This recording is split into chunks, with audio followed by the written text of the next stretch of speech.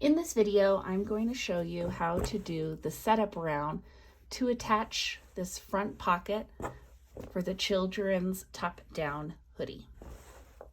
At this point, your project should look a little something like this. I'm doing color changes for each section.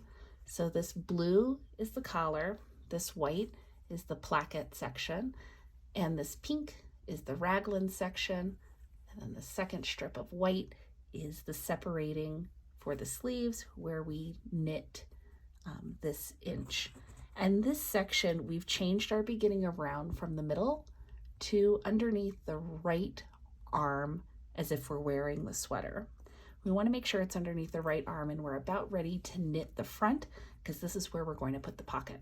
Okay. For this section, I am going to be using a different color. I'm going to be using this lime green for the pocket section. Now the pattern reads to knit 16. Keep in mind that I am doing the size 2, so your stitch count on your sweater might be different than what I'm reading. I've knit my 16 stitches, 2, 4, 6, 8, 10, 12, 14, 16. At this point, I like to place a little marker on my needle, and we're going to remove that later. Now the pattern says KFB, knit front and back over the next 21 stitches.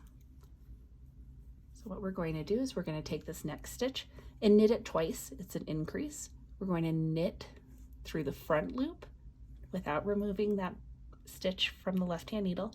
Then we're going to knit it again from the back loop. I do knit continental. I know most people knit English, so I'll show you what that looks like knitting English. We're going to knit through the front loop without removing that stitch on the left-hand needle. We're going to knit it again through the back loop, and then take it off. So whenever we knit front and back, it increases that stitch from 1 stitch to 2 stitches. So when we do this over 21 stitches, we will be taking 21 stitches and making 42. We'll be doubling the amount of stitches. And if you take a look at these stitches that we're making, you can kind of see one looks like a knit, and then that knit front, and then that knit back almost looks like it has a purl bump, okay? It's not a purl, it's really knit front, knit back. But I do want to draw attention that it looks as though it's a knit purl, knit purl, knit purl. Let's go ahead and count our stitches. From this marker, we should have 21 knit front and back. So I'm going to take that number and double it. So 21 times 2 is 42 stitches. That's what I should be counting. Perfect. Now the pattern reads to bring your yarn in front, slip 1 onto your left-hand needle. I'm going to take a closer look. That one that I just slipped has a little bump. It's from that knit front and back, and it looks like a purl stitch, a little bump. Now it says, holding your spare US 8 needle in front, so we're holding it in front of that left needle, not behind, in front, slip 1 onto your spare needle and repeat. So I'm going to be slipping 1 onto my working needle, which is this brass colored one, and then 1 onto my spare needle, which is this nickel plated one.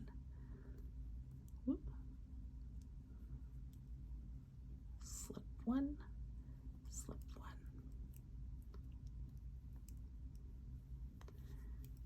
And one bit of advice I can give you is to almost hold both of these needles together and just concentrate on the tip in which you're slipping the stitch onto. So I'm slipping a stitch onto that back needle and now a stitch onto that front needle.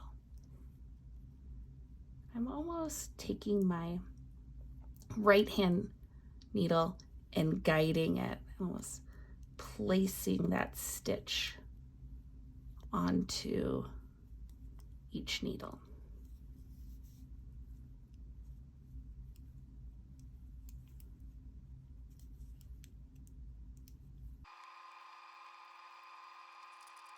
Now once I get to my marker, I can remove the marker, and I do want to count and make sure that I have 21 stitches on my spare needle here, and then also 21 stitches from where my needles are to where my yarn is. It's a little bit easier to see on mine because it's lime green versus white, but yours should have a natural gap right there. Perfect. So what we've done in this round thus far is we've knit our 16 stitches, and then we've taken 21 of these center stitches here, and we've increased it by knitting front and back. After we've knit front and back 21 times, we're taking and we're splitting those stitches, putting the knit backs, all the one with the little bumps, on our back needle. You can see all those little bumps. And then all the knit front, which lays nice and flat, onto our front needle. Okay. After this, we are going to start knitting our pocket, and we're going to be knitting just with the spare needle in front. Now, the first thing we're going to do, because our yarn is all the way over here on this left-hand side, is I'm going to slide all the stitches onto the other end of our needle. This is why we can't use a straight needle. Now, I'm going to turn my work. We are on the wrong side, which doesn't look like a whole lot right now because we haven't really knit any in our pocket. And I'm going to continue the pattern by knitting 5 and then purling to the last 5 stitches and then knitting with those last 5 stitches. Okay, at this point you might be thinking, oh my goodness, this looks so sloppy and so stretched out. And the reason why is because there's still a half a stitch. This is the knit front, the knit back is right here, but it's all kind of squished up on this cable.